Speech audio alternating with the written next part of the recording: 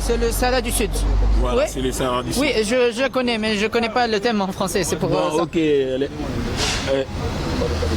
Les subsahariens, ce qu'on dit en général, c'est ceux qui viennent du Sub-Sahara. Ah oui, les subsahariens, les Oui. Africains qui Les viennent ouais, du les pays Africains du la qui- Sub-Sahara. Oui. Voilà, c'est eux. Oui. Ben, qu'est-ce que vous pensez d'eux? Ils sont des gens.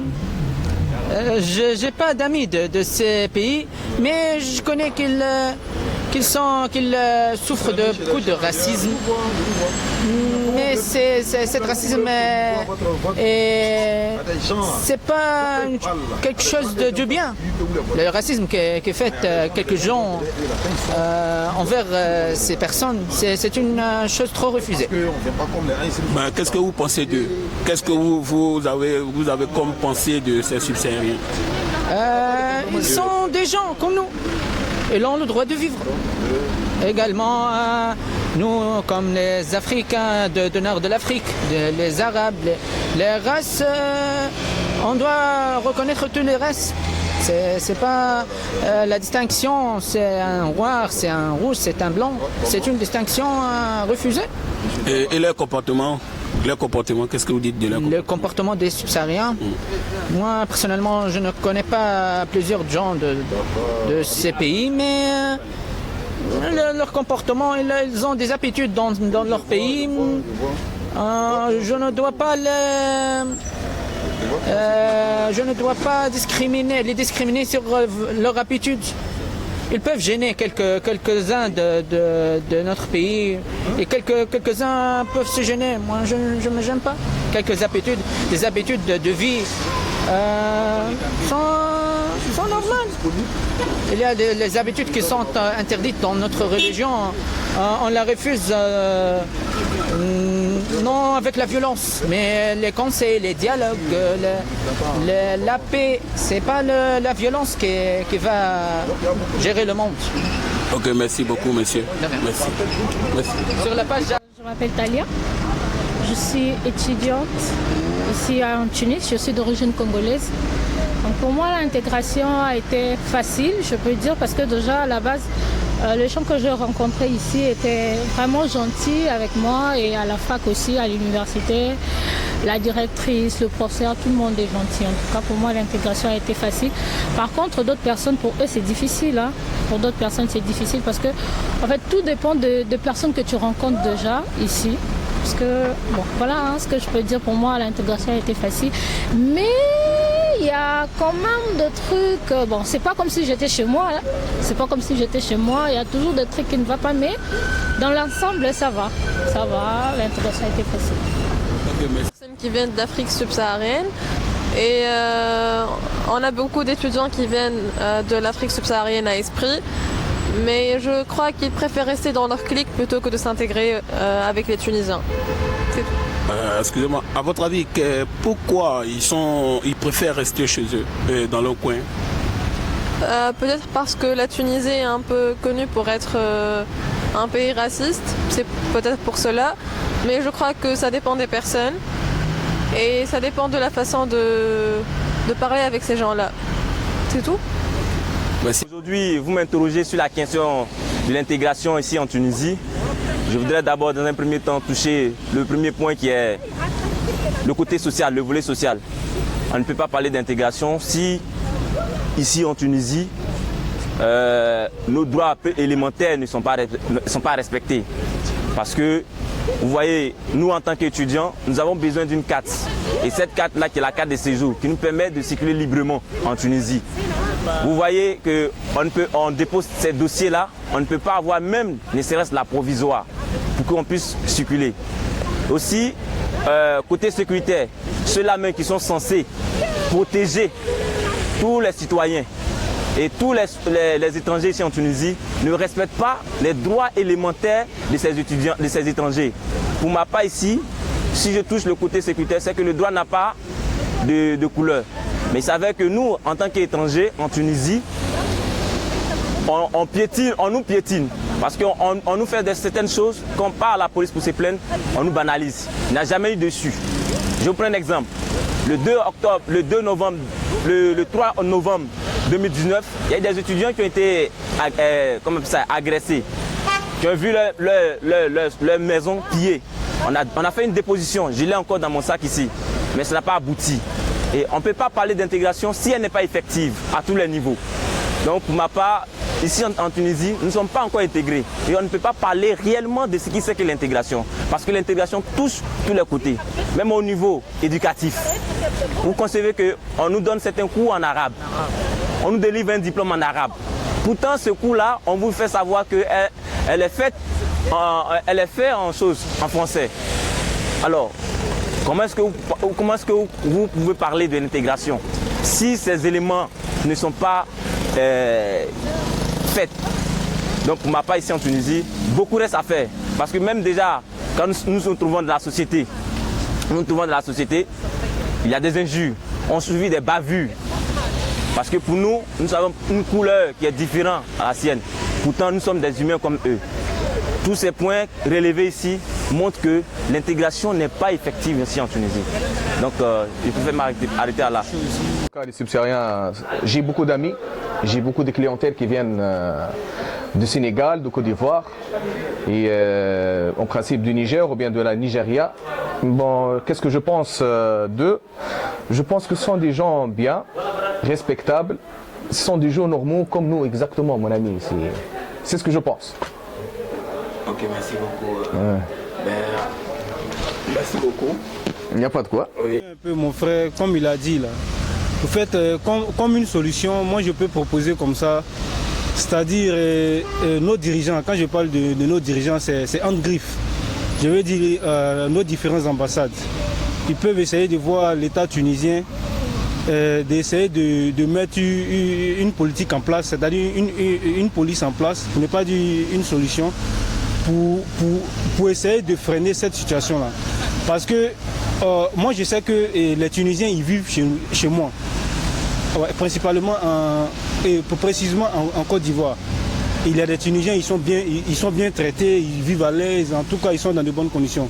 Mais comment se fait-il que quand un étranger arrive ici en Tunisie, il est maltraité? Quand je dis maltraité, c'est un griffe aussi. Il faut mener une politique pour freiner cette situation-là, pour que ça change. Voilà, donc c'est un peu ça.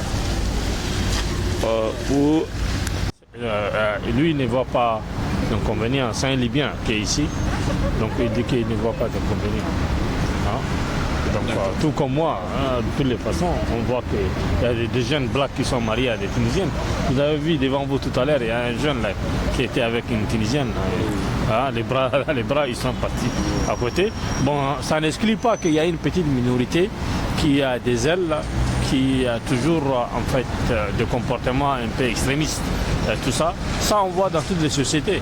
C'est comme quelqu'un, tu vois, dans une famille, tu as 5 personnes ou 6 personnes, néanmoins qu'il y a un qui va être toujours différent des autres. Donc il y a toujours des exceptions quelque part. Mais le Sud sahélien, quand ils sont dans un pays, ils doivent avoir un comportement exemplaire. L'exemplarité, c'est ça. Le fait de ne pas voler, le fait de ne pas montrer que vraiment c'est des gens qui sont très mal élevés. Les gens en général viennent ici pour les études. D'autres n'arrivent pas à trouver un ici pour les études, ils ratent les études, ils n'ont pas le soutien familial. Donc ils se retrouvent ici pour faire des petits boulots dans les restaurants, dans les choses, tout ça. Et d'autres, ils veulent partir en Europe. Donc surtout, le comportement, les gens, ils ont une image de sud-sahélien. Surtout, c'est par rapport à cette traversée-là pour aller en Europe. Dans les bateaux, tout ça, il y a des milliers de morts. C'est cette image-là qui reste. C'est que les télévisions, les médias véhiculent. Mais si les gens viennent ici travailler, se comporter bien, ne pas faire des trucs de vol, avoir la dignité, la solidarité, le respect et le retour chez soi, ça c'est donc je pars, je reviens. Donc nous, partout les Africains, que ce soit les Maghrébins, que ce soit les Africains au sud du Sahara, on doit avoir un comportement exemplaire. À tous, à la communauté aussi subsaharienne, vraiment c'est pas facile du tout. Surtout que ces 2 temps, on est victime de beaucoup de choses, beaucoup de choses. Voilà, moi je me nomme Bamba J à l'état civil. Je suis ici il y a à peine 1 an, mais c'est pas vraiment comme ce qu'on croyait de la Tunisie. C'est pas comme ça. Il y a a des gens par contre qui sont bien, il y a beaucoup qui sont pas bien, on est victime de racisme, on est aussi victime d'agression. Voilà, il faut reconnaître que la jeunesse, la dernière génération de maintenant d'ici, ne nous aime pas, nous les Noirs, ne nous aiment pas. Ils se disent qu'on vient pour piller, pour arracher le peu d'espoir qu'ils ont de travail. Et pourtant, l'apport qu'on apporte au gouvernement, c'est trop. C'est trop.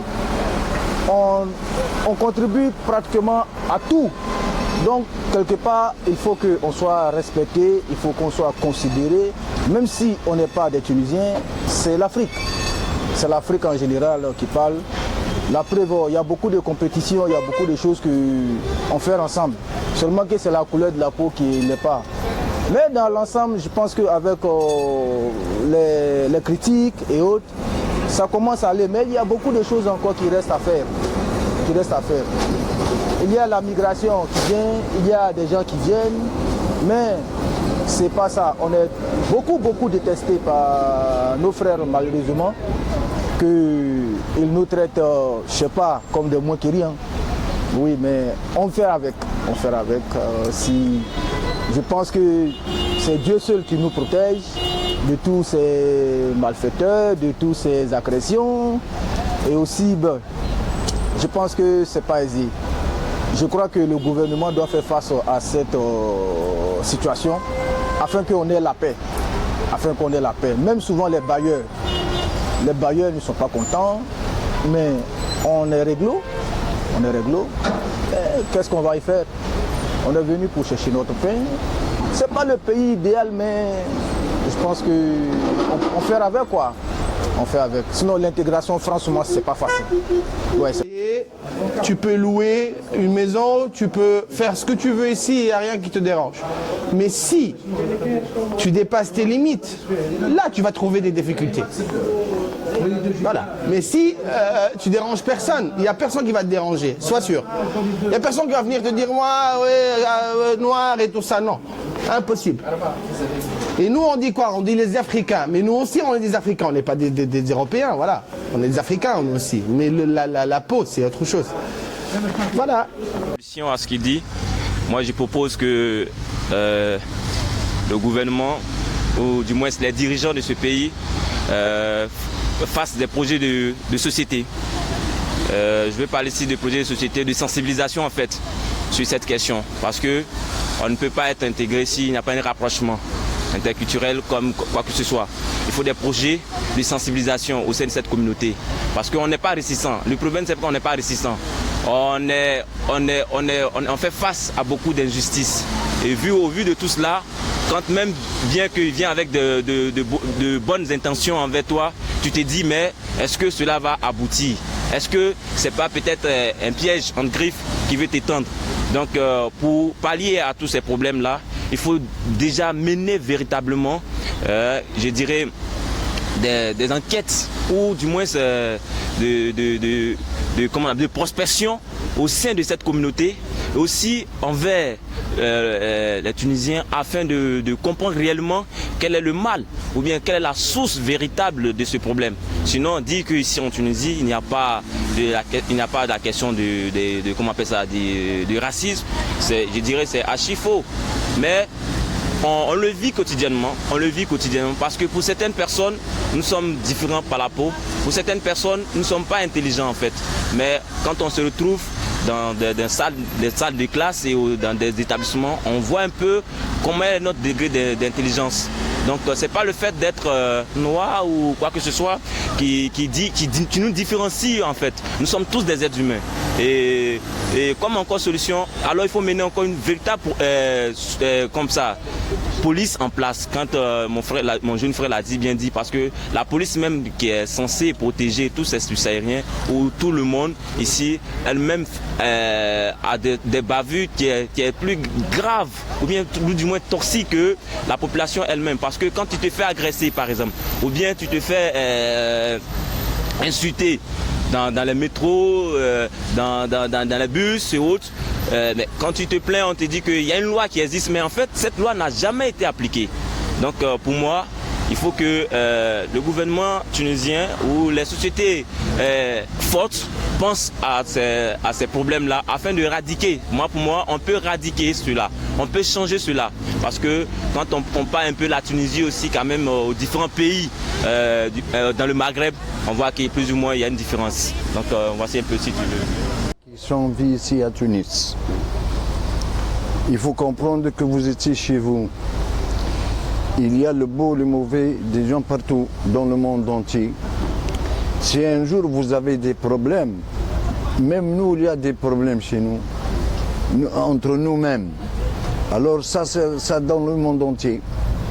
Alors il faut comprendre que vous, les Africains, ou nous, les Tunisiens, ou dans le monde entier, nous sommes tous des êtres humains. Nous sommes tous pareils. Alors il ne faut pas comprendre si un jour vous avez des problèmes, vous pensez quelque chose de mauvais. Ce n'est pas juste. Parce qu'il y a des problèmes partout. Une chose, il faut être un peu spontané avec nous, même les Tunisiens. Parce que moi j'ai remarqué partout les Africains qui sont ici à Tunis, ils sont un peu retirés de nous. J'arrive pas à comprendre pourquoi. Il faut rentrer chez nous. Il faut discuter avec nous, il faut amuser avec nous. Comme ça, nous, on sent que vous étiez vraiment chez vous. C'est ça que je l'ai remarqué. Mais il faut comprendre une chose très importante, que vous étiez des Africains comme nous. Il n'y a pas aucune différence entre un noir ou un blanc ou un jaune. Nous sommes tous pareils. Il n'y a pas de racisme. Il n'y a pas de racisme chez nous. Ça, il faut le comprendre. Seulement, il y a une chose très importante. Si quelqu'un, bien cultivé et spontané, il peut vivre comme chez vous ou même plus. Même moi, demain, j'irai chez vous en Afrique. Je fais les mêmes choses. J'aime à discuter, j'aime savoir les gens, j'aime à fréquenter les gens. Vous voyez, vous êtes un Africain. Peut-être moi, je suis tunisien, demain, il me plaît une fille africaine. Je peux l'épouser. Quelle est la différence entre moi et elle? Et vous-même aussi, si vous peut-être, il y a une Tunisienne qui te plaît et tout ça, pourquoi pas? Vous voyez, il faut ça, mon ami. Seulement, il faut comprendre que vous êtes ici, chez vous, et tunisienne comme nous. C'est ça qu'on aime sera. Et vous êtes chez vous, soyez les bienvenus chez vous à Tunis. Et il faut comprendre maintenant que vous êtes tunisien comme moi. Voilà, c'est ça que j'aime. Je me présente d'abord, je m'appelle Nogueï Ndiaye Madame Sek. Je suis sénégalaise résident en Tunisie en 2013. L'intégration en tant que jeune entrepreneur, c'est pas facile du tout. Donc il faut que l'État nous ouvre les portes, l'administration tunisienne nous facilite les choses parce qu'il y a pas mal de subsahariens qui veulent intégrer, créer des sociétés, investir en Tunisie. Bon, nous d'une part, on est intégrés depuis 2016 parce qu'on a une société qui s'appelle Africa Business Group, créée en 2016 en Tunisie. En 2018 aussi, on a créé le restaurant La Marmite, c'est un restaurant africain en Tunisie, créé, donc on est déjà intégré, donc voilà. C'est clair. Concernant l'intégration, personnellement, par exemple, moi, j'habite avec mes parents. Nous avons une villa. J'ai 2 studios à la maison. Les 2 studios sont des amis africains qui, par exemple, les subsahariens, qui louent les 2 studios. Tu comprends? Donc, lorsqu'on parle de l'intégration, moi, j'ai des amis qui ont déjà fait l'intégration avec nous. C'est presque, on va dire, c'est la famille. Et la relation d'intégration qui fait par rapport à moi, je ne parle pas des autres gens, ce sont mes clientèles ici de la boutique. Donc non seulement ils sont venus ici pour étudier, puis nous avons fait la connaissance, donc on est devenus des amis, question relation client et commerçant, puis c'était des amis, et je suis plus un commerçant, donc je suis leur grand frère. Et troisièmement, ils ont eu des problèmes par exemple de louer une maison, ils n'ont pas trouvé, parce que ces derniers jours, ces dernières années, c'est pas facile d'avoir les maisons et c'est trop cher. Donc voilà, je me suis passé volontaire, j'ai leur dit, j'ai 2 maisons, vous pouvez les louer. Et voilà, ça fait 2 ans maintenant qu'ils louent la maison. Donc ça, c'est question intégration. Question intégration par rapport à la clientèle qui vient ici dans la galerie, ce sont des gens, comme je t'ai dit tout à l'heure, ce sont des gens respectueux. Donc l'intégration, moi, avec les étudiants, sont tous des gens bien, d'après mon expérience. Il y a un inconvénient lorsqu'on trouve des gens qui ne sont pas des étudiants. Et on ne peut pas distinguer les étudiants des autres que si un étudiant vient ici à la galerie, ça veut dire, ça se voit qu'il est en train de faire des cours. Si tu trouves par exemple en train de travailler, il y a beaucoup de métiers maintenant tunisiens qui ne sont pas en train de faire, ce sont les subsahariens qui peuvent le faire. Donc on connaît pertinemment que ce ne sont pas des étudiants. Donc sincèrement, concernant l'intégration, je pense que si la personne en elle-même, si elle veut intégrer la société, il peut faire ça, parce que nous les Tunisiens, nous sommes un peuple aimable. S'ils ne veulent pas, donc même nous, on va être à l'écart. Il y a un inconvénient ici dans la différence de mentalité. Nous, par exemple, les Arabes, les Tunisiens, lorsque je pars à l'Europe, je pars chez n'importe quel pays, que ce soit en France, en Italie, en Allemagne, même si je pars au Japon, je m'intègre rapidement, et je comprends la langue rapidement, et j'apprends la langue rapidement, et je peux même épouser un des leurs. Tu trouves beaucoup de Tunisiens qui ont par exemple les papiers maintenant parce qu'ils ont vécu à l'Europe, ils ont fait là-bas le mariage. Donc ça montre que les Tunisiens, ils peuvent facilement et rapidement faire l'intégration. Le problème avec nos frères subsahariens, c'est qu'il n'y a pas assez parfois il n'y a pas beaucoup de contacts. On trouve toujours des gens, 8 personnes, 9 personnes par exemple, ils sont isolés, ils sont uniquement ensemble, ils ne sont pas avec des Tunisiens. Tu ne trouves pas parfois un groupe d'Africains, on va dire, avec un Tunisien local. Tu trouves toujours, ils sont isolés, ils partent par exemple faire la fête, pas avec les Tunisiens, même lorsqu'ils partent à la plage, ils prennent une place soi-disant un peu réservée. Si on part dans les restaurants, on ne les trouve pas. Vous avez vos propres restaurants, je ne sais pas où exactement, à la Sokra ou à l'Ariana. Donc sincèrement, je pense que si en intégrité, c'est que la personne qui vient, c'est à lui de décider s'il veut intégrer les Tunisiens, s'il veut être sociable avec les Tunisiens ou pas. D'après moi, Rawa. Je me présente, je m'appelle Moussa Sek, jeune entrepreneur ici en Tunisie depuis 2016 du moins. On a une société qui existe ici qui s'appelle Africa Business Group, qui fait transport maritime. On fait regrouper les marchandises des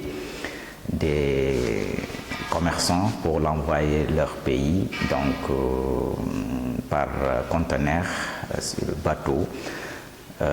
Voilà. Et ma deuxième société, c'est la Marmite sénégalaise, restaurant africain qui est ici en Mon Plaisir, Tunis, Kherdin Bessa. Voilà, donc avec ça, on peut dire que les subsahariens sont intégrés. Puisque si on parle d'intégration, je pense que pour faire existence de 2 sociétés ici en Tunisie, je pense que ça nous suffit que donner exemple que l'intégration des subsahariens ici, ça existe. Bienvenue et on voudrait plus savoir sur vous et on serait plus que ravis de savoir mieux plutôt sur votre culture. Ok, merci beaucoup. Merci. Excusez-moi, comment vous appelez? Je m'appelle Bosra. Vous faites quoi dans la vie? Je suis étudiante à Esprit. Ok, merci beaucoup. Merci. Au revoir. Merci, chers amis. Déjà, moi, j'aimerais intervenir sur cette question de l'intégration et apporter des idées pour moi qui sont des solutions qu'on peut mettre en place pour essayer de vraiment éviter ces désagréments qu'on subit en longueur de journée. Déjà, moi, je me dis que le réel problème de l'intégration doit partir déjà de la loi que la Tunisie nous impose, voilà, face au règlement qu'on doit suivre pour pouvoir être en règle vis-à-vis de l'État tunisien. Je me dis que le gouvernement déjà doit avoir une politique qui va permettre aux subsahariens qui viennent ici en Tunisie de pouvoir être vis-à-vis de la loi, être en règle. Faciliter l'obtention de la carte de séjour et que les autorités, ceux-là même qui ont vraiment à leur charge de faire respecter la loi, prennent la peine d'écouter les subsahariens lorsqu'ils vont dans des différents commissariats pour porter des plaintes de cas de bavure. Et c'est très important parce que lorsqu'on parle d'intégration, je me dis qu'on ne doit pas léser une certaine couleur de peau en se disant que oui, ce sont des personnes qui viennent d'ailleurs, ce sont des étrangers.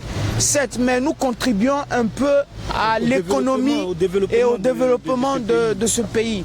Parce que quand on vient ici, on paye des billets d'avion, généralement tunisiens, et cette compagnie, elle est tunisienne.